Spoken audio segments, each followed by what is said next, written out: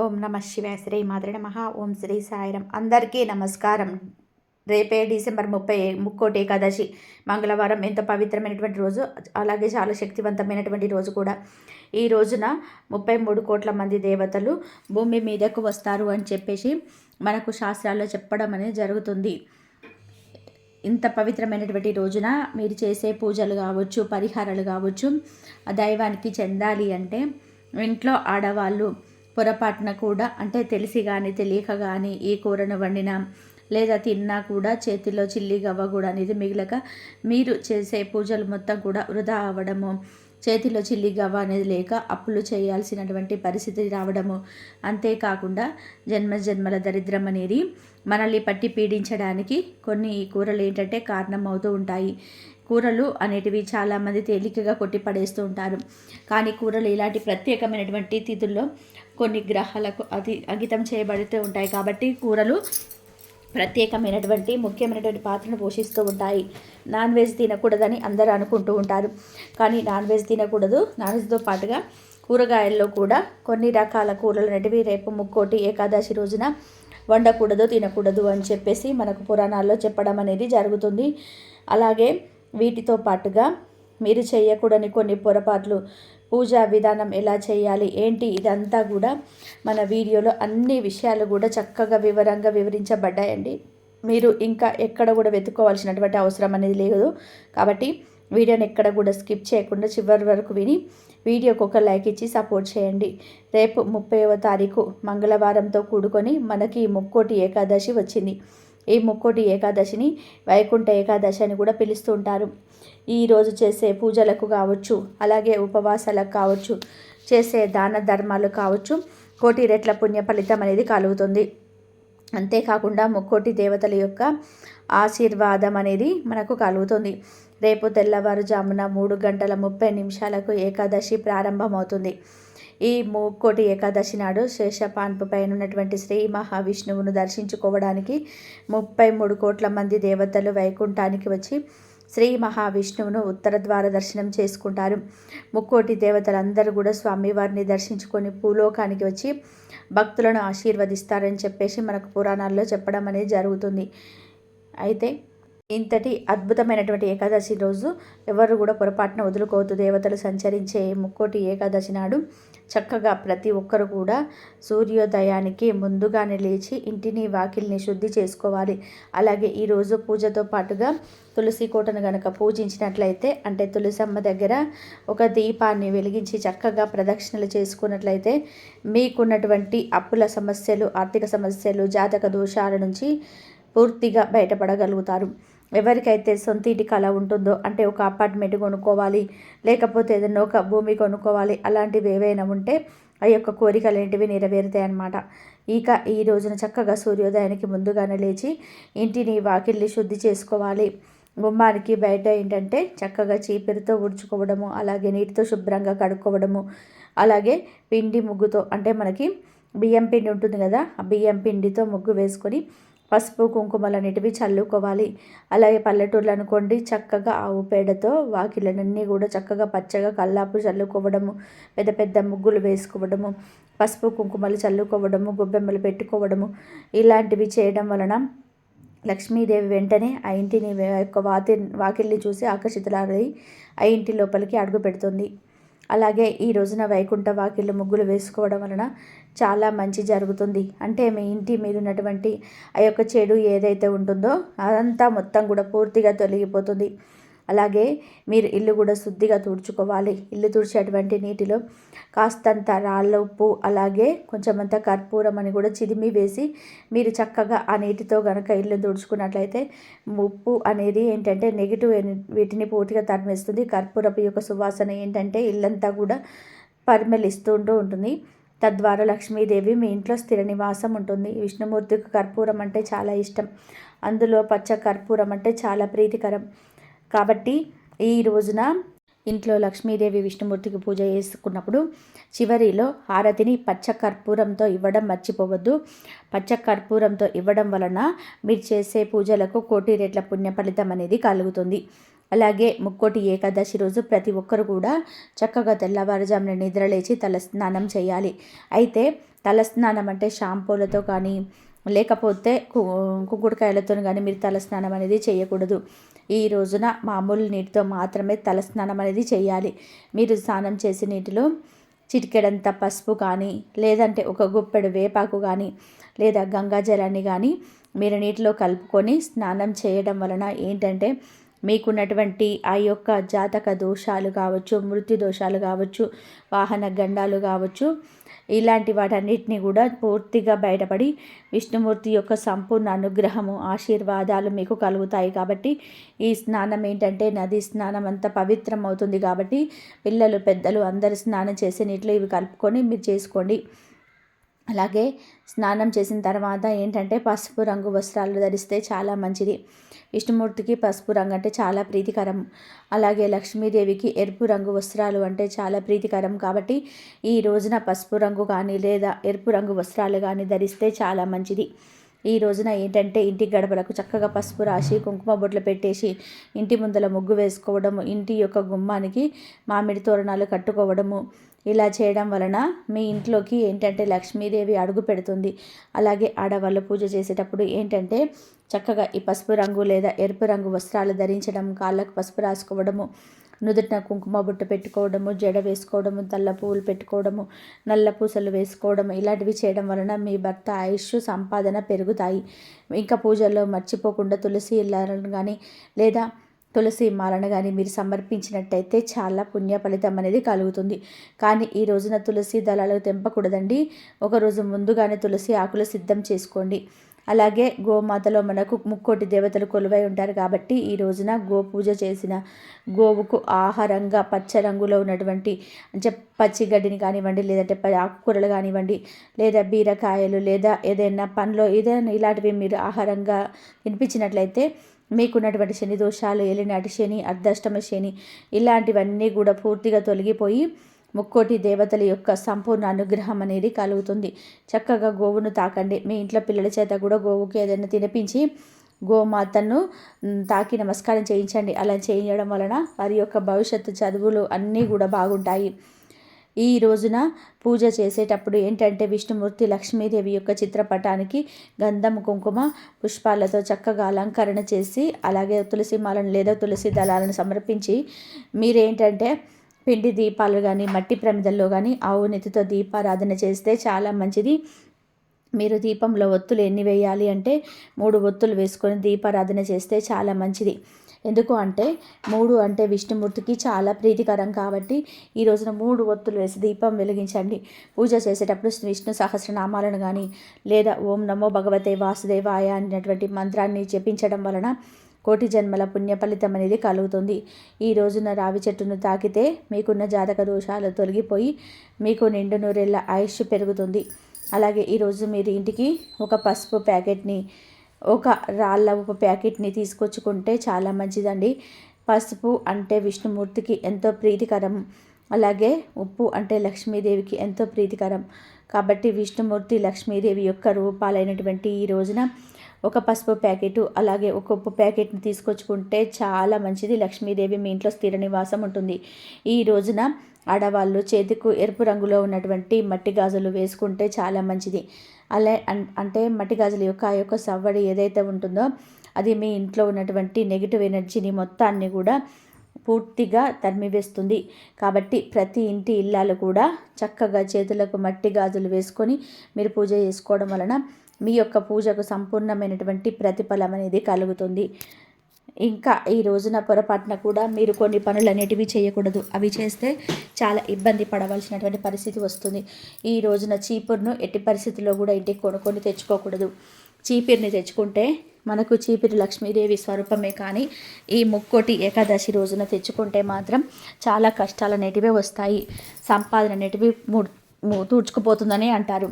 ఈ రోజున నూనె అంటే తలకు రాసుకున్న నూనె కావచ్చు, వంటల్లో వేసుకున్న నూనె కావచ్చు, ఏవి కూడా ఈ రోజున తెచ్చుకోకూడదు. తెచ్చుకుంటే శని దోషాలు ఎక్కువ అవుతాయి. ఇంకా మగవాళ్ళైతే ఇంకా గడ్డాలు చేసుకోవడము, షేవింగ్ చేసుకోవడము, క్రాప్ చేయించుకోవడం, పిల్లలు తీసుకెళ్ళి వాళ్ళకి చేయించడము, ఇలాంటి గోర్లు అంటే కత్తిరించుకోవడము, పిల్లలకి ఏంటంటే గోర్లు పెరిగినాయని చెప్పి గోర్లు కత్తిరించేస్తుంటారు. కానీ ఇలాంటి పొరపాట్లు చేయకూడదు. కానీ మీకు వీటితో పాటు నలుపు రంగు బట్టలు ఇంటి పరిస్థితుల్లో కూడా ధరించకూడదు. మీరు వేసుకునే బట్టల్లో నలుపు అచ్చు కలిసి ఉన్నా కూడా వాటిని కూడా వేసుకోవద్దు, పక్కన పెట్టేసేయండి. పసుపు ఎరుపు రంగు వస్త్రాలు మాత్రమే వేసుకోవాలి. చక్కగా నియమాలతోటి ఏంటంటే మీరు ఇంట్లో విష్ణుమూర్తి లక్ష్మీదేవి పూజ చేసుకుంటే చాలా మంచిది. పూజలో నైవేద్యంగా బెల్లం పానకము, వడపప్పు, అరటి పండ్లు ఇలాంటివి పెడితే చాలా మంచిది. పాలు పొంగిస్తే ఈ రోజున చాలా మంచిది, మీకు బాగా కలిసి వస్తుంది. మీ ఇంట్లో సిరి సంపదలనేటివి ఈ పాలకులాగా పొంగి పొరులుతాయని మనకి శాస్త్రాలు చెప్తూ ఉండడం అనేది జరిగింది. అలాగే ఈ రోజున ఒక నిమ్మకాయను తీసుకొని, పసుపు రంగులో ఉన్నటువంటి ఒక నిమ్మకాయను తీసుకొని ఆ నిమ్మకాయను సగ భాగానికి కట్ చేసి ఒక నిమ్మ చెక్కకు పసుపు, ఒక నిమ్మ చెక్కకు కుంకుమ అనేది ఇక్కడ మనకు పెట్టండి. పసుపు శుభానికి, ఎరుపు నిమ్మకాయ ఏంటంటే మనకు దిష్టిని తీసేయడానికి బాగా ఉపయోగపడుతుంది. తర్వాత తమలపాకు మీద కొంచెం గల్లుప్పు వేసేసి ఈ నిమ్మ చెక్కలను ఇక్కడ చూపించినట్టుగా మీరేంటంటే గుమ్మానికి ఇరువైపులా పెట్టుకోవాలి, బయట వైపులా పెట్టాలన్నమాట. అలా పెట్టడం వల్ల మీ ఇంటి మీద ఉన్నటువంటి నరదిష్టి పూర్తిగా తొలగిపోతుంది.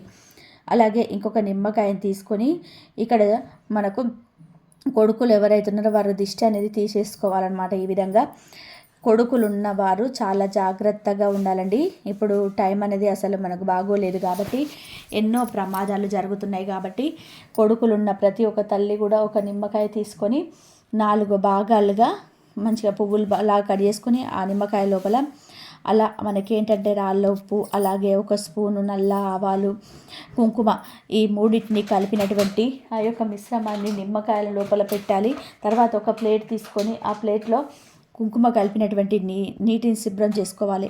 ఎర్ర నీళ్ళు దాని మీద ఇక్కడ నిమ్మకాయ పెట్టేసి దాని మీద ఉప్పు పెట్టేసి నిమ్మకాయ మీద పెట్టి మీ యొక్క బిడ్డను గుమ్మానికి బయట వాకిట్లో కూర్చోబెట్టి తూర్పు ముఖంగా తల్లి దిష్టి తీసేయాలన్నమాట. అలా దిష్టి తీసేయడం వలన ఏంటంటే మగ పిల్లల మీద చెడు దృష్టి అనేది చాలా ఎక్కువగా ఉంటుంది. అంటే పిల్లలు ఎదుగుతుంటే చూడలేక పిల్లలు బాగున్నారని చెప్పి ఏడుస్తూ ఉంటారు. చెడు సాహవాసాలు ఫ్రెండ్స్ వాళ్ళు వీళ్ళు ఏంటంటే పిల్లల్ని మారుస్తూ ఉంటారు. కొంతమంది కళ్ళు పడుతుంటాయి. ఇప్పుడు మనం చూస్తున్నట్లయితే వాహన ప్రమాదాలు కూడా చాలా ఎక్కువగా ఉంటున్నాయి. బయటకి వెళ్ళినటువంటి మన బిడ్డ క్షేమంగా ఇంటికి రావాలంటే ప్రతి తల్లి కూడా ఈ పరిహారం చేసుకుంటే ఇంకా కొన్నాళ్ళు ఈ పరిస్థితులు అనేవి బయట ఏమాత్రం బాగోలేవు. కాబట్టి మగపిల్లలు ఉన్న ప్రతి తల్లి కూడా తప్పకుండా ఇలాంటి దిష్టి అనేది తీసేసి మీ బిడ్డలకు కాళ్ళు చేతులు కడిగించి లోపల పంపించేసేయండి. తర్వాత వీటిని ఎవరు తొక్కని చోట పోయండి. వీటిని మీరు రేపు ముక్కోటి ఏకాదశి రోజున ఈ పరిహారాన్ని దిష్టిని సాయంత్రం 4 గంటల నుంచి రాత్రి 10 గంటల వరకు ఈ పరిహారం చేసుకోవచ్చు. అలా చేయడం వలన మీ బిడ్డ మీద ఉన్న దోషాలు దిష్టి అంతా కూడా పోతుంది. అలాగే దీపారాధన పెట్టేటప్పుడు మీరు పూజ చేసినప్పుడు 2 యాలకులను కూడా ప్రమిదలో వేయండి. అలా వేయడం వలన మీ భర్త సంపాదించిన బాగా పెరుగుతుంది. ఒక్కొక్క ప్రమిదలో ఒక్కొక్క యాలక్కాయ వేయండి ప్రమిదలలో. పూజ చేసినప్పుడు ఈరోజు కొబ్బరికాయ కొట్టండి. కొబ్బరికాయ కొట్టేది చాలా మంచి జరుగుతుందండి. మీ ఇంట్లో లక్ష్మీదేవి స్థిర నివాసం ఉంటుంది. మీ యొక్క సంపద అనేది కూడా అంత బాగా పెరుగుతుంది. ఇంకా వండకూడని కూరల విషయానికి వస్తే ఏంటంటే ఈ రోజున పొరపాటున కూడా ఈ కూరలు వండొద్దు అని చెప్పుకున్నాము. ఎందుకంటే కూరలకు గ్రహాలకి మనిషి యొక్క జాతకాలకు చాలా దగ్గర సంబంధం అనేది ఉంటుంది. ప్రత్యేకమైనటువంటి ఇలాంటి తిథులలో అందులో మనకి మంగళవారంతో వచ్చిందండి. మంగళవారం అంటే కుజగ్రహానికి సంబంధించినటువంటి రోజు అన్నమాట. ఈ ముక్కోటి ఏకాదశి రోజు మన జాతకంలో కుజ దోషాలు అనేటివి చాలా ఎక్కువగా ఉంటూ ఉంటాయి. వాటిని వల్లే కష్టాలు ఎక్కువగా ఉంటూ ఉంటాయి. గురుగ్రహం యొక్క బలం కూడా తగ్గుతుంది. నాగదోషాలు, సర్పదోషాలు ఇలాంటి వాటి వల్ల ఏంటంటే భార్యాభర్తల మధ్య గొడవలు, చేతులు చిల్లి గవ్వ లేకుండా పోవడము ఇలాంటివి జరుగుతుంటాయి. కాబట్టి ఈ రోజున వండకూడని కూరల్లో మొట్టమొదటిది పొట్లకాయ.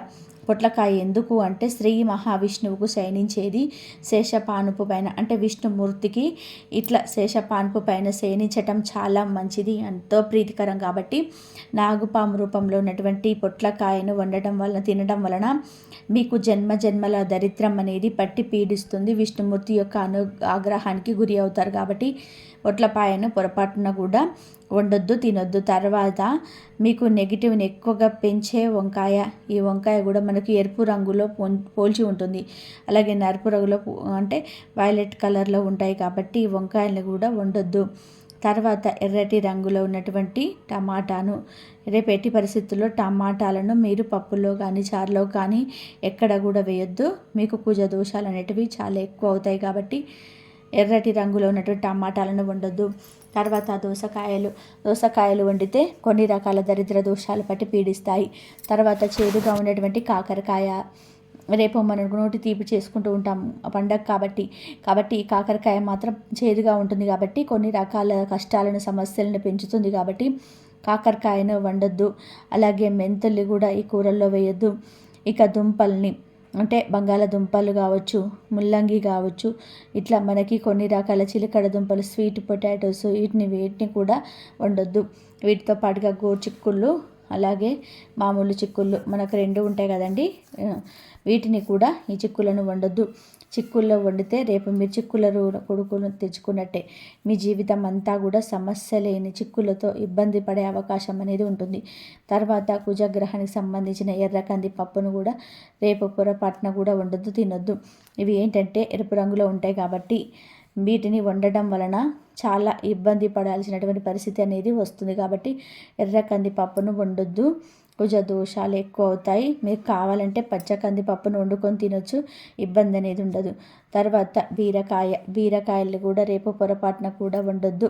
ఇది కూడా ఏంటంటే చాలా పొడవుగా, అంటే మీరు విన్నటువంటి అంత తొక్కు, ఇవన్నీ కూడా కొన్ని రకాలైనటువంటి దోషాలను పెంచుతూ ఉంటాయన్నమాట.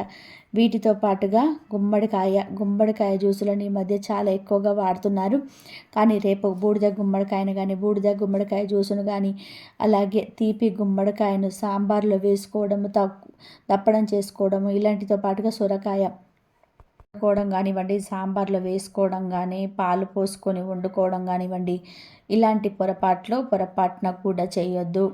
వీటితో పాటుగా క్యారెట్, బీట్రూట్, ముల్లంగి, ఇవి కూడా మనకు దుంప జాతికి కిందికి వస్తాయి. ఇవి కూడా మనకు ఎరుపు రంగులో ఉంటాయి, సమస్యలను పెంచుతూ ఉంటాయి. ముల్లంగి ఏంటంటే కొన్ని రకాలైనటువంటి శని దోషాలను పెంచుతూ ఉంటుంది కాబట్టి వీటిని కూడా వండొద్దు. వీటితో పాటుగా మనకు పుట్టగొడుగులు అనమాట, మష్రూమ్స్ అంటారు కదా, ఇవి నాన్ వెజ్ రుచిని పోలి ఉంటాయి కాబట్టి ఈ పుట్టగొడుగులను కూడా వండొద్దు. అలాగే కూరల్లో ఉల్లి, వెల్లుల్లి, అల్లము, ధనియాలు, మసాలాకు సంబంధించినటువంటి ఐటమ్స్ ఏవైతే ఉంటాయో అలాంటివి వాటిని వేసుకోకూడదు. వేసుకుంటే మాత్రం చాలా ఇక్కట్లు అనేటివి వస్తాయి. ఇక మనందరికీ తెలిసినటువంటి విషయం, నాన్ వెజ్ చికెన్ కానివ్వండి, మటన్ కానివ్వండి, ఫిష్, చేపలు, పీతలు, రొయ్యలు, సీ ఫుడ్ ఇలాంటివి ఏవి కూడా వండొద్దు, తినొద్దు. అలాగే వీటితో పాటుగా కోడిగుడ్డు, చాలామంది కోడిగుడ్డును శాకాహారంగా భావిస్తారు. కోడి ఏ చెట్టుకు కాయటం కోడి పెడితేనే గుడ్డు అనేది వస్తుంది కాబట్టి ఇది కూడా మాంసాహారమే కాబట్టి వీటిని కూడా పొరపాటున తినొద్దు. ఇవి తినకూడని ఆహారాలు అయితే ఇవి తప్ప ఇంకా ఏవి అయినా సరే తినొచ్చు. ఆకుకూరలు తినొచ్చు, మామూలుగా కందిపప్పు తినొచ్చు, ఇంకా ఏవైనా తినొచ్చు అనమాట. ఇంకా చక్కగా ఇలా నియమాలను ఆచరించి శ్రీ మహావిష్ణువు దేవాలయానికి వెళ్ళడము, అక్కడ చక్కగా మీ యొక్క గోత్రనామాలను పిల్లలు పెద్దల పేర్ల కుటుంబం అంతా కూడా చక్కగా పూజ చేయించుకోవడము. అలాగే ప్రదక్షిణలు ఈ రోజున సరి సంఖ్యలో చేయాలి. అంటే ఎప్పుడు కూడా బేసి సంఖ్యలో చేయాలి. కానీ ఇప్పుడు ఈ వైకుంఠ ఏకాదశి రోజున సరి సంఖ్యలో 2 సార్లు కానీ, 4 సార్లు కానీ, 6 సార్లు కానీ ఇలా సరి సంఖ్యలో ప్రదక్షిణలు చేస్తే విష్ణుమూర్తి యొక్క ఆశీర్వాదం త్వరగా కలుగుతుంది. కాబట్టి చక్కగా ఇలాంటి నియమాలన్నింటివి ఆచరించండి. అలాగే రేపు మీరు తెల్లవారుజామున దేవాలయానికి వెళ్ళడం చాలా మంచిది. ఒకవేళ కుదరని వాళ్ళు ఏంటంటే కనీసం 12 గంటల లోపైనా సరే పుణ్య ఫలితం అనేది కలుగుతుంది. అది కూడా వెళ్ళలేని వాళ్ళు ఏంటంటే ఓం నమో భగవతే వాసుదేవాయ అనే మంత్రాన్ని చెప్పుకోండి. ఉపవాసం ఉండగలిగే శక్తి ఉంటే ఉండండి. ఉపవాసం లేని వాళ్ళు ఇలా అల్పాహారం, పాలు, పండ్లను తీసుకోండి. అది కూడా మా వల్ల కాదు అనుకుంటే ఒక పూట భోజనం చేసి ఒక పూట ఉపవాసం ఉండే ప్రయత్నం చేయండి. దానివల్ల మీ యొక్క ఆరోగ్యం కూడా మెరుగుపడుతుందన్నమాట. అర్థమైంది కదండి. ఏం చేయాలో ఏం చేయకూడదు అనేది మన వీడియో నచ్చితే తప్పకుండా వీడియోకి ఒక లైక్ ఇచ్చి సపోర్ట్ చేయండి. మీరు లైక్ చేయడం వల్ల వీడియో మరికొంతమందికి మిత్రులకు చేరి వారు కూడా ఉపయోగించుకునే అవకాశం అనేది ఉంటుంది. లైక్ చేసినప్పుడు కామెంట్స్ దగ్గర ఐప్ వస్తుంది, అక్కడ మీ యొక్క పాయింట్స్ అనేవి కూడా యాడ్ చేయించు. మీకు తెలిసిన బంధుమిత్రులకు కూడా షేర్ చేయండి.